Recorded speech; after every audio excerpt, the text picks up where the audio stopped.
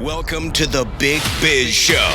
Taking care of business. You want fast-talking, hard-hitting discussions on business and finance? Maybe with a barroom slant and some really salty peanuts? We're not counting calories. We're counting cash. Before we get to the man with the financial plan, meet the money team. Costa, Mary, and Greg. Now, Captain Finance himself, Sully. That's right. It is the Big Biz Show. Wherever you're watching, wherever you're listening, we certainly appreciate you being along with us for this program. Costa, Mary, Godwin, Greg Todorov, and of course, Sully. Hey there. Captain Finance himself. Okay, I have a question. Greg, Yes. you and I met, and this has to do with the three of us, okay? We were on the air. You're on 1360X. Stay out of it, Sports, Mary. 1360 Fox Sports something. Yep. I was on News Radio 600 Kogo. You were head of sales. Was your main category solar at any time? Did it feel like it felt like we? Well, I think that I felt like I was seeing nothing but solar ads. Oh, I think yes. I think when those incentives came out, when those tax incentives came out, right. all of a sudden you had 1 million of those companies pop up. How many endorsements did you do? I did. Well, he gave me solar lines. Solar, turf, LASIK, erectile dysfunction. No, You took an endorsement for erectile dysfunction? no, because I said ED. I have no idea what that means, but you might. No, not erectile dysfunction, but yeah, solar. It was solar, turf, like LASIK. Well, solar was so front and center for so many years because of that, and Yeah. and of course, here comes Howie Font, our lead analyst, to talk about that very thing, because I don't know if I'm a believer that solar is changing the world. Do you have solar at your house? I do not. See, we have a mid-century modern split level roof, and they're flat. So we are like So you're like the 1960s. pretty much. So Ranch house. we should have solar, but we don't, because I'm like you. I just want to ask someone, and maybe someone who's in solar, maybe Howie knows. If I put solar on, can I run the air conditioning 24/7 during the summer or whenever it's hot? No. That's all I want. That is all I want. I don't care about the environment.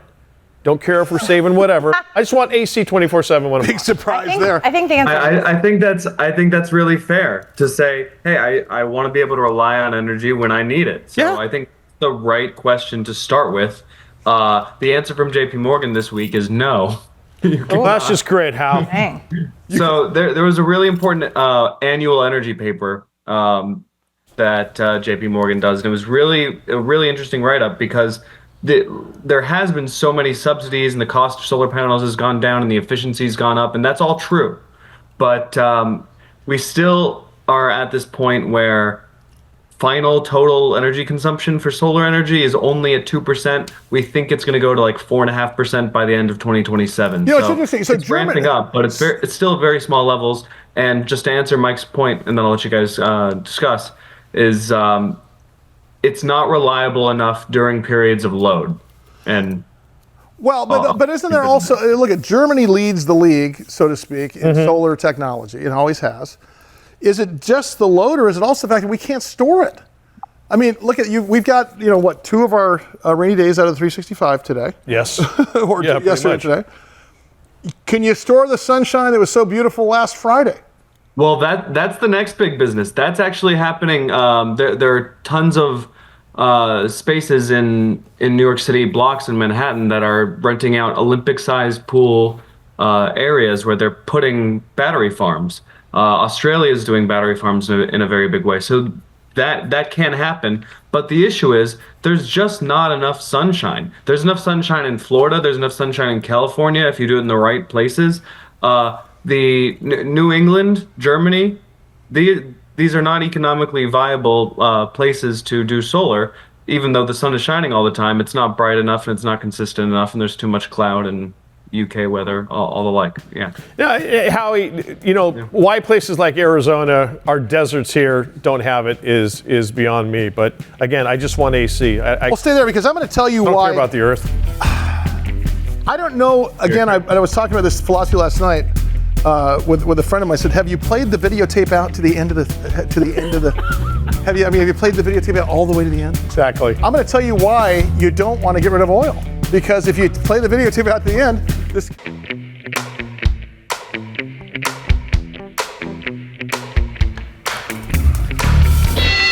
Wherever you are watching, wherever you're listening, everybody with this fun Big Biz show, thanks you for being along for the ride. Of course, the guys up on stage, that is the world famous Day Trader Trio. We got him here every single show. I'm Costa, Mary Godwin, Greg Todorov, and of course, Sully. And of course, what we really have here is Brandon Robinson's back. Brandon Robinson, of course, is the founder and CEO of Horizon Aircraft, HOVR. HOVR is the stock symbol. The reason we do this is because me and Mike and Greg and Mary geek out on this every time. I want to go on a ride right now. Well, one thing we didn't talk about, Brandon, great to see you, bud. We never talked about your press release about a month ago about this propulsion expert guy. So I'm digging, because I'm always looking at numbers. I'm always looking at your geeking out on the vehicle, but I'm not talking about the guys behind it. Can you go through again, because you're an ex-fighter pilot. You have a whole group of people that have been born and raised in this thing. Talk about the propulsion expert and why that's such a cool thing, because that's a big deal for you guys. Well, I mean, we're fortunate. We've managed to bring on the team world-class folks, right? So John Wizakowski is a great example, world-class propulsion expert, basically architecting the entire propulsion system from the hybrid engine all the way through to the electrical engines that kind of drive the vertical lift system. He's done so on multiple occasions. He is a top 10 person in the world, and we're extremely lucky to have him on board. We have a few more of those coming as well. Your team that you chose from the very beginning kind of had to have a long-term vision, Brandon. And I think, when you enter into the space that you're in, even though it's sort of something that you live and breathe every day for your entire life at that point, to sort of transition that to the thoughts and minds of the people that go to work for you, and then of course investors. That had to be a big deal. When you guys were first starting out, what was that like when you were sort of mining all that human capital and that talent? Well, that's a great question. And so we took a little bit of a different spin on it. We saw a lot of companies forming, in Silicon Valley and out of university think tanks. We were a group of practical pilots. I flew jets in the Air Force, like you said, for almost 2 decades. My father has been, chief engineer, has been flying airplanes and fixing them and yelling at them for the last, half a century. So we, we're a bunch of practical folks, practical pilots, practical engineers, operational folks. And we wanted to design a product that was laser focused on the end user. And so a machine that could be safe, could make money in the real world. And I think that set us apart sort of early on in the, in the evolution of the company. And we've been really proud about that, and the proof is in the pudding, right? So all of the different folks that are reaching out now appreciate the different layers of safety and operational redundancy and performance aspects that we built into the system. Brandon Robinson, founder, CEO, Horizon Aircraft. Their ticker symbol is HOVR. So Brandon, do you go to propulsionexpert.cc, or, I would assume that someone of that category and that level of expertise probably has everybody in a lot of different disciplines coming after them to join their team? Yeah, so very fortunately, we brought on just a genius chief technical officer, Tom Brassington, in the space, who is very senior in Lilium, actually, and then reached out to us and said, listen, your design makes the most sense that we've seen. I'd like to join. And with that kind of genius level sort of technical expertise comes a great network. And John Wizakowski and Tom worked together over the years. And John learned about Horizon Aircraft and actually reached out to us and had a really hard look at the airplane and said, yeah, this actually makes a huge amount of sense. I believe in the technology. I would like to work for you folks. And of course, when someone, top 10 in the world reaches out, we're not going to say no. And we were actively looking, and John knew that. And we're just extremely fortunate to have someone like that on board. Brandon, what altitude will this thing fly? So another great question. It'll fly less than 10,000 feet. The average flight will be between probably 5,000 and 8,000 feet, utilizing the kind of low-level airspace, less crowded than the higher-level airspace. And it really only needs to travel at that altitude to make a huge amount of difference. Hey, Brandon, we talked about commercialization last time you were on there with us, but we didn't kind of delve into certification. And entry into certification process for something like this. What is that like? We've never even delved into that. When I think about a biotech company, you're thinking about FDA.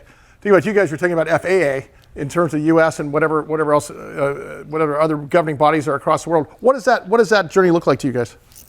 So we're north of the border. We're a Canadian company. So we'll certify under Transport Canada Civil Aviation, TCCA.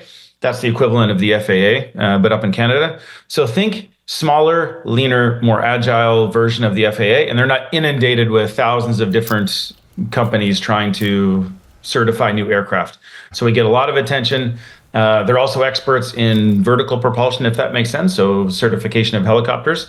And we're also lucky enough to have Certification Center Canada on board with us. So John Maris, the founder and CEO of Certification Center Canada, basically is a company built out of all the best certification people from around North America, founded in sort of one company.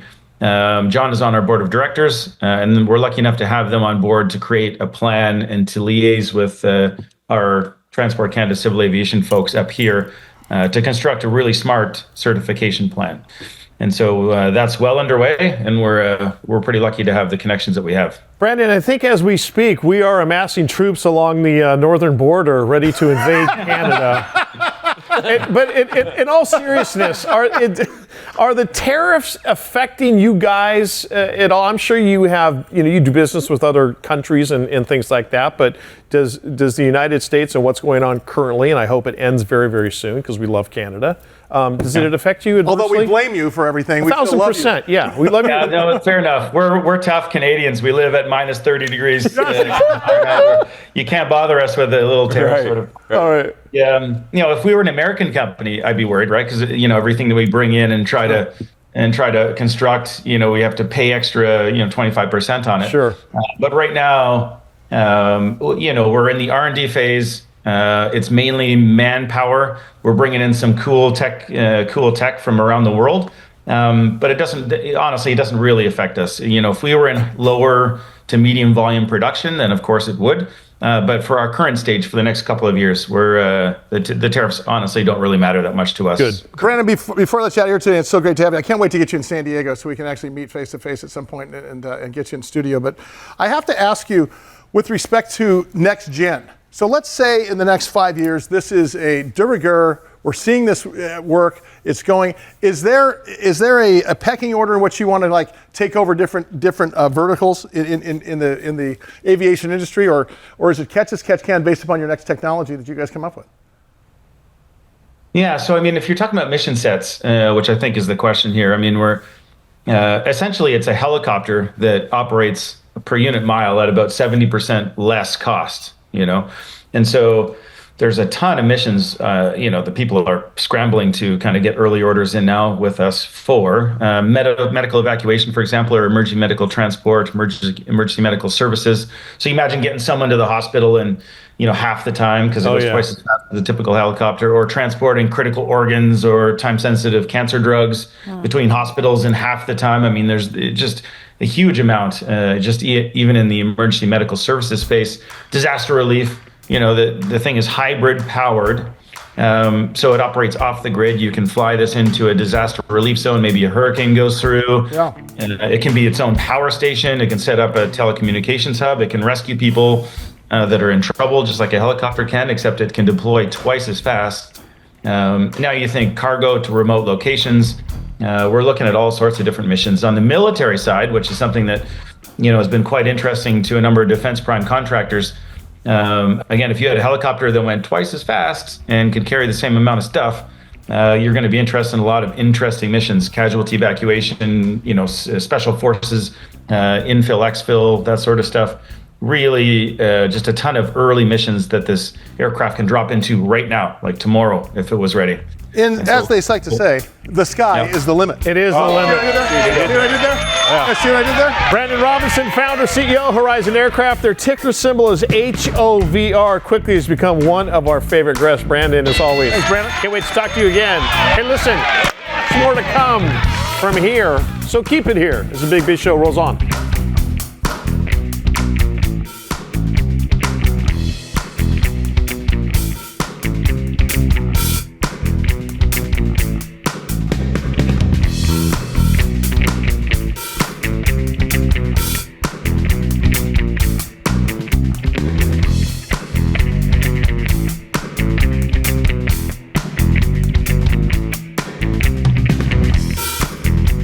Troika is a brand consulting, creative design, and content group that holds the view that brands are a company's most valuable asset and that the most enduring brands forge strong emotional bonds with audiences and supporters.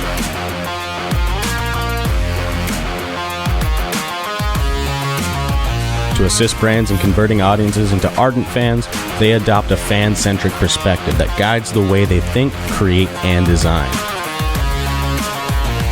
Their craft is a blend of art and strategic thinking to create a holistic and meaningful brand experience that builds highly engaged, loyal audiences.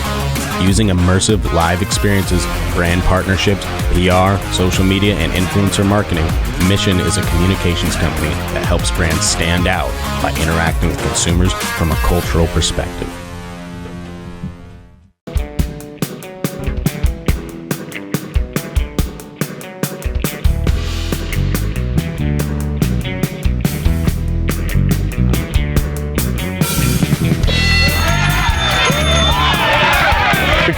To you live from sunny Southern California. Kind of rainy today. It'll be sunny again inside the Loft 100 studios. Costa, Mary Godwin, Greg Todorov. He's our executive producer. And of course, the man with the plan, the man we call Captain Finance here. It is Sully. Do you know that to continue this conversation with Howard Font, our lead analyst here, we could be energy efficient with Canada and Mexico and the U.S. And when people talk about renewable energy, they forget about how much renewable energy means to our economy. And I mean in terms of jobs, in terms of, I mean, I know there's an environmental, but if you think in terms of, what did you say, Howard, 4% right now, if I'm not mistaken, 4% of our energy is now renewable energy, and we're thinking that it's 50%, but it's actually 4%, right? It's 2% of all final energy consumption and 4.5% by the end of 2027. Well, so it's growing tremendously, but I mean, doubling in a couple of years, that's great. But it's very, very small as far as final, what actually powers you. Even in California, you only have heavy load days from renewables about 25% of the time. And that's come at like we were talking about in the first segment, large tax subsidies and big expense. Well, 12.3 million American jobs. In Ohio, there's almost 1 million jobs. In Texas, of course, you got 3.1 million, and then of course, you're talking about oil and gas production helping to save U.S. Consumers about $2.3 billion annually in terms of what it would cost them if it were clean energy, because clean energy is more expensive. Yes, by a lot. So if we were just to transfer to clean energy and put all of our eggs in one basket for the environment. And I think that, and listen, there needs to be some sort of a feathering here of where we are concerned about the environment. At the same time, it would cost us $205 billion more. That is per family, kids. That's $2,500 for a family of four more per year for clean energy. Now, there's got to be a way to sort of figure out affordability and clean energy versus the problem that JP Morgan just said in the last break you were talking about, and that's the fact that it's just not working. So, it's not just a narrative here. It's we got to figure out something better. I mean, even the EV issue, in my mind, if you had a bran muffin and a cup of coffee and you're stuck at the Golden Gate Bridge during traffic, you'd be in trouble. You'd be in bigger trouble if everyone was driving an electric vehicle that weighs 7,000 pounds, because I don't think the Golden Gate Bridge can handle the structure. Are you okay on that one? I love it every time you say it, because I may have been in a situation before. Anyhow, we move on. Well, it's true. But here's the thing. Howie and everybody, there is nothing exists that is 100% clean energy. When you look at batteries for electric cars, you look at big blades for the windmills out in the desert. It took petroleum. It took, there was some byproduct that hurt the environment to make that component. And I think that's a hump that a lot of people need to get over.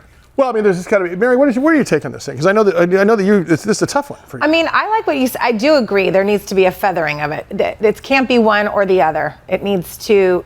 I think that's a good message too. I didn't say that. You said that. It can't be one or the other. That's a great way to think about this. You can't just replace one with the other. Right. You can't have all oil like we almost have. We now it's like we have coal, oil, and natural gas. To know that we need to do things in the right direction, but it's also important to know what you just said. Yeah. That things are hurting the environment no matter which way you go. Right. So we got to get smarter about it, probably. Not me, because I don't know.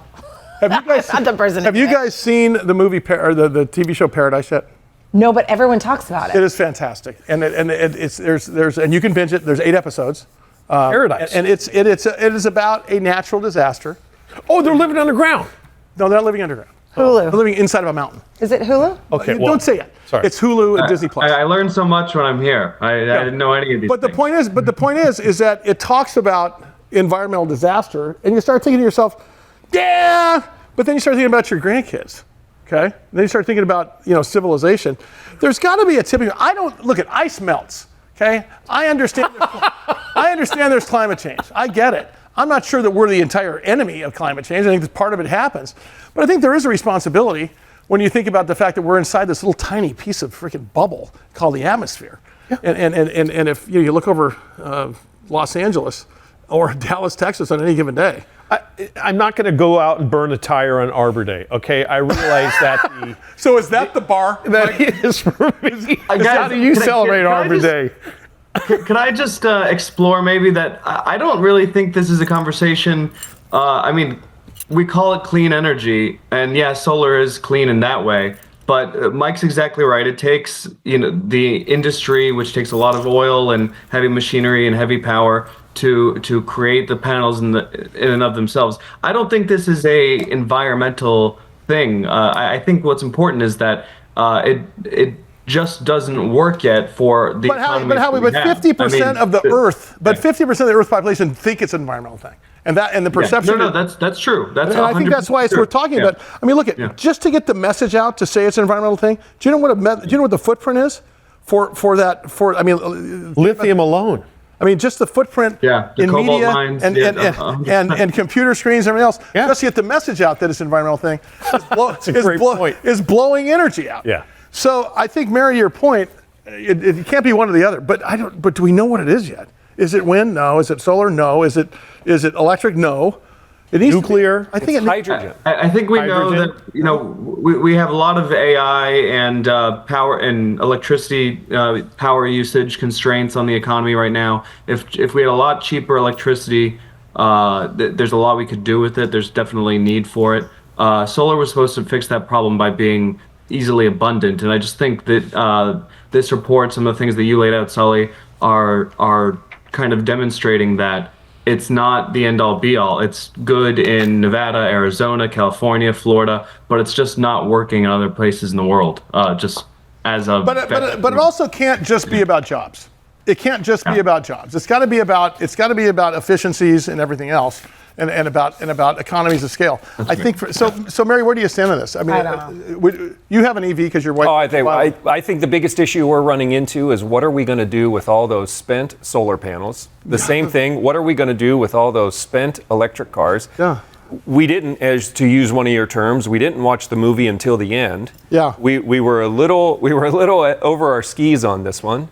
I don't know what the answer is. In certain areas, of course, it's going to benefit us. But the problem is there's a lot of waste that's going to fill up our landfills. Yeah, that's true. That we have no clue what we're going to do with, right? Yeah. And the same thing with the EVs. Nor do we know that the stuff that's there now, as it leaches and bleeds out. Well, Mikey, said the guy that burnt the tire on Arbor Day. Right. Mikey, you hit the nail on the head, because the toxicity of the materials that are being used in all of these things that we're talking about. And don't get me wrong, I'm a pro-environment guy because, I like to surf and everything else, but we have some issues that need to be discussed. For the tractor tire. Right. Yeah. Right? Like there's this rush for a solution that we didn't think through. Howie Font, our market analyst. Thank you very much for joining us. Mary, we just need to be trying, right? Yeah. To make yourself feel better. Yeah. Now I'm off to go club some baby seals. Much more to come with the Big Show. Out the door of your 1957 Cadillac that's spewing black smoke. Climate change. There goes Mike, pulling out of the McDonald's. I'm out. Got that baby seal skin with those whale eyes for buttons. Going down the. Oh my God. We're back in a minute, Big Biz Show.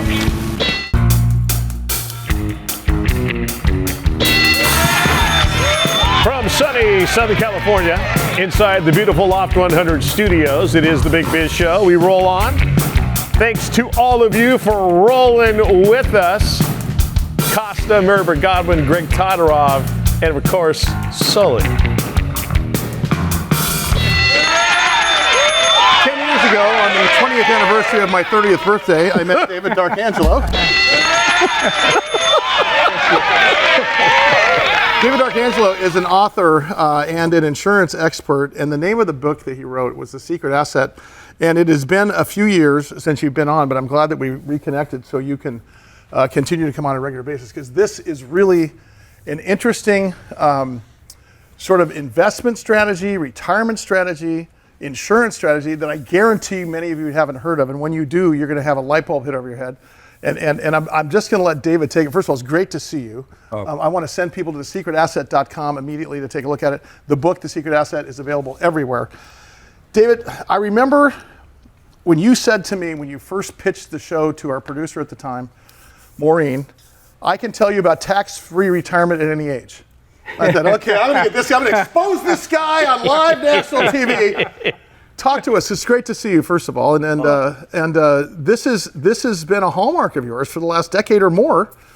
And you're teaching more and more people how to do this. And I think it's a simple process, but it's something that nobody thinks about. No, nobody understands it as well as it should. The industry does a terrible job training, insurance salespeople.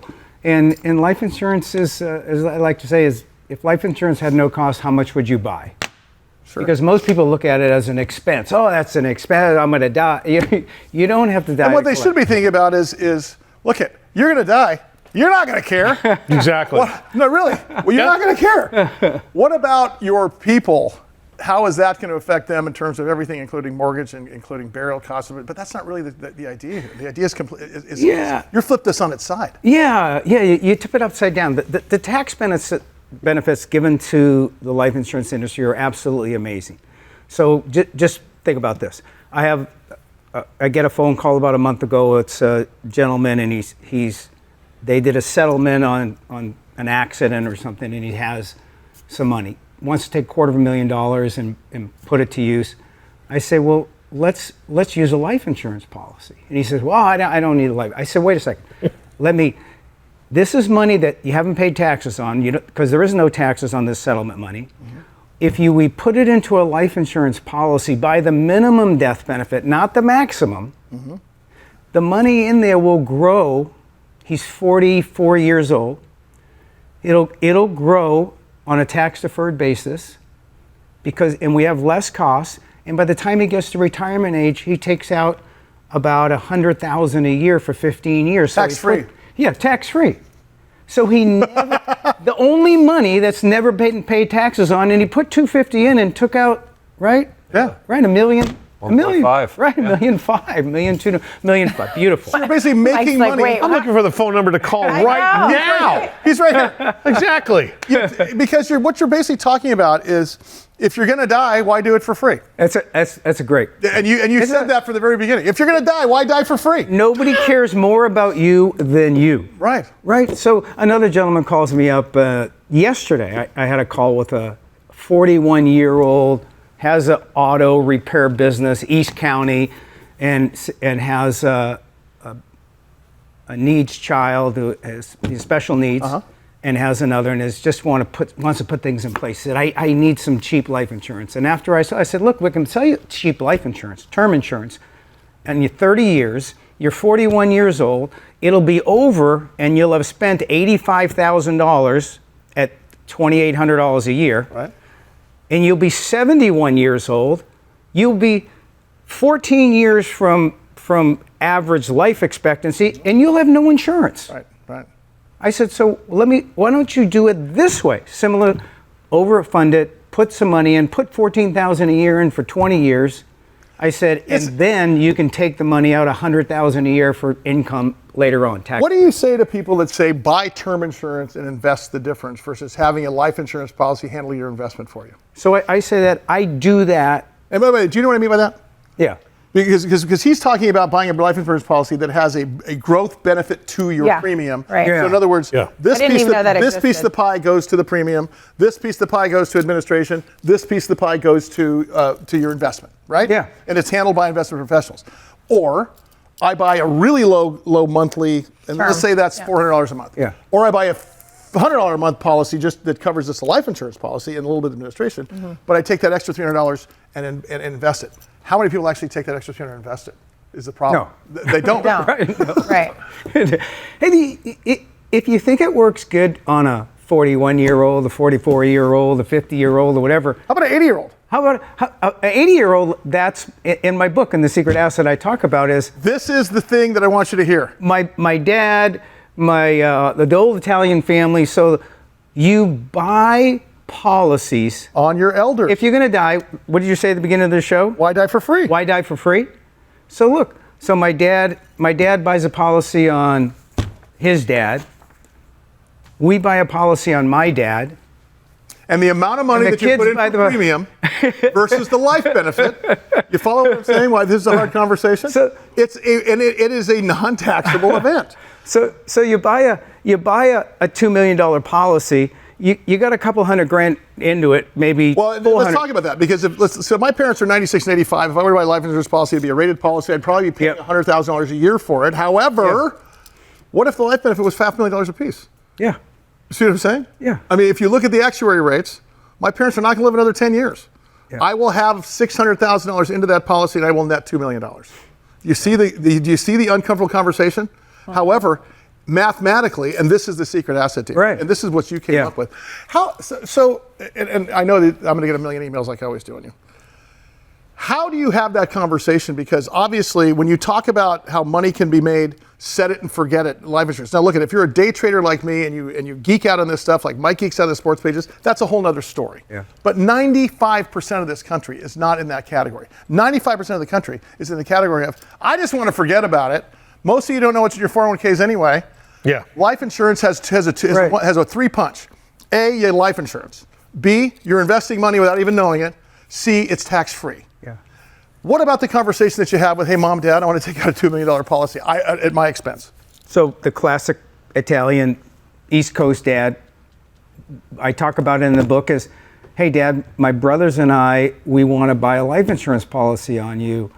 And so that we can, when you pass, we want to start a generational trend of that generation leaves money to the next generation. Which can create a family office, generational wealth. That's it. So it all happened. So we did it, paid off at Grandpa's when Grandpa died. My dad got it. My dad we had bought a policy on my dad, then he died, then we got the money. We have our kids buy policies on us. So your money, you're putting up 25% of what you're going to receive, and what you receive is tax-free. You hear the wheels spinning? And everybody... Quiet, we're just listening. Yeah, everybody wants to benefit their kids and the next generation. Sometimes money is an issue. But I always say to kids, hey, let's just do what you can afford. Can you afford $10,000 a year to pay in the premium for a $400,000 policy? Mike's shaking like he has that Funyuns in 6 hours. David DiArcangelo, author of The Secret Asset. The website is thesecretasset.com. Also, by the way, former All-American running back at the University of Redlands. Hello. Hey. Beautiful campus, by the way. Yeah. Hold on. So here's my question. Underwriters for policy for insurance companies. Right. And look, there's a certain time you can't get insurance. I'm sure my 96-year-old dad's not going to get insurance. But what I'm saying is, so let's say you have parents in their 70s and 80s, very insurable. Yeah. They're willing to take the premium in exchange for, because look, insurance companies have a big pool of life benefit, but a bigger pool of premiums coming in. That's why they're willing to do this, correct? So term insurance, there's term insurance and there's permanent insurance. Mm-hmm. Term insurance, like the 41-year-old, right? It's $2,800 a year. Yeah. But But you're counting on yourself to invest the difference. Yeah, it's over just about when you really need insurance. Exactly right. Right? Yeah, because it's a level term, meaning that you're done being insured at age 70, about the time you got to start thinking about it. Do you know the percentage of people who actually cash in and get the life insurance benefit or term insurance is 2%? Wow. The insurance company pays 2%. On a permanent policy, you would think, now let's buy a permanent policy that lasts your lifetime. What percentage of the people do you think stick around and actually get paid out of it? What is that? It's 78%. Wow. 88% of the people quit. They quit and lose their money. 12% of the people. We'll stick it out. Collect. So what do you want to be? The insurance company. I want to be the insurance company. The 88% who quit and lose their money pay the 12% who stay. You want to be the ones who stay and not the ones who leave. So I take out policies on my parents, and then I take them to see the cliffs of Dover and just give them a little. And I get paid. You got to wait a year, I think. Oh, I do? You can't get caught. Is that in the book? Yeah. David, will you please come back on a regular basis? I will. It's so great to see you. David Dark. Thank you very much. Give them the website and everything else. The website is thesecretasset.com. Check it out. This book is going to help you. More Big Biz coming up. By the way, Mike, Loft 100 Studios, The Big Biz Show, and our affiliates and our hosts are not registered investment advisors or broker-dealers. Our show hosts make no commitment that the purchase of securities of companies profiled or otherwise mentioned in our programming are suitable or advisable for any person, or that an investment in such securities will be profitable in general. Given the nature of the company's profile and the lack of an active trading market for the securities, investing is highly speculative and carries a certain high degree of risk. We profile selected publicly traded and privately held companies on our program. Most of these companies that we profile have provided compensation to Loft 100 Studios and its hosts for the profile coverage. From time to time, we sell shares of the companies profiled in the open market that we receive as compensation for coverage of client companies. But never sell stocks if we are speaking about interviewing or covering a public company who has paid compensation. Specific questions on compensation can be obtained by contacting producer at sullygroup.com. Listeners should verify all claims and do their own due diligence before investing in any securities mentioned on this program. Investing in securities is speculative and carries a high degree of risk. We encourage our investors to invest carefully and read the investor information available at the websites on the Securities and Exchange Commission at sec.gov and or the Financial Industry Regulatory Authority, FINRA, at www.finra.org. I like it. Hey, is that a rescue plane? Big Biz Show rolls on in over 175 countries, all the ships at sea on the American Forces Network. As always, to our brave men and women of the United States Armed Forces, thank you for what you do. What you have done for us inside the Loft 100 Studios. We roll on. Costa, Marybird Godwin, Greg Tadorov, and of course our fearless leader, Sully. Who do we have here? The author of Chasing Relevance, Don't Chase Relevance as the Next Gen Leader. Create it, Dan Negroni. Of course, dannegroni.com, CEO, coach, consultant, chief launch officer, and the only person still in the country that's actually talking about the on-ramp of next gen and the off-ramp of old people like us. Boy, and it's going strong. It continues to pay dividends. Remember when you said to us 10 years ago or 8 years ago that X percent of our customers and our clients are 75%. Yep. Say that. 75% of our workers are Gen Z and millennials. And guess what? They are our customers too. Yeah. So we better listen to them. So are we becoming slowly that the old guard is now becoming the minority, There's no so to speak? slow about it anymore. Yes, so we're done. We're in it. We have met the enemy and it is us. I think, yes. Talk about, I see more and more what we used to call team building. In fact, here in Loft 100, we're going to put together, and we've been talking about it, but it's actually kind of taking hold here, I guess you'd call it team building exercise, which we're calling experience, because if you look in this TV studio, you have one of each. Yep. You got a CEO type, you got the quiet type in the front, the guy with the clipboard, in a TV studio, it represents every single personality type in an office environment, I think. So what we're going to try to do is we're going to try to create one of those leadership coaching here by having them create their own content, by shadowing our people here.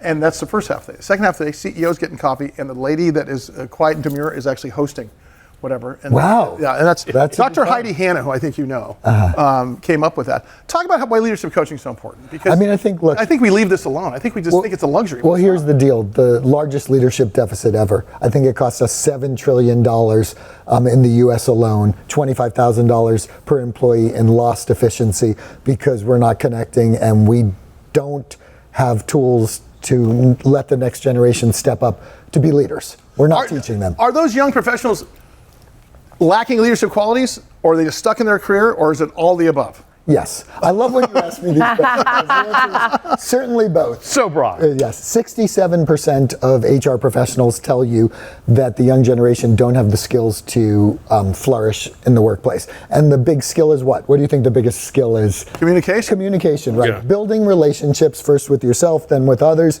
and communication. And it's the biggest skill, and I'm going to use a technical term here, we suck at teaching it to our young people. And so we got to figure out a way to do it. And being a college professor now, could add that to my list. I see it on the daily, but they're coachable. Okay, how do you feel? Do you know what mastermind means?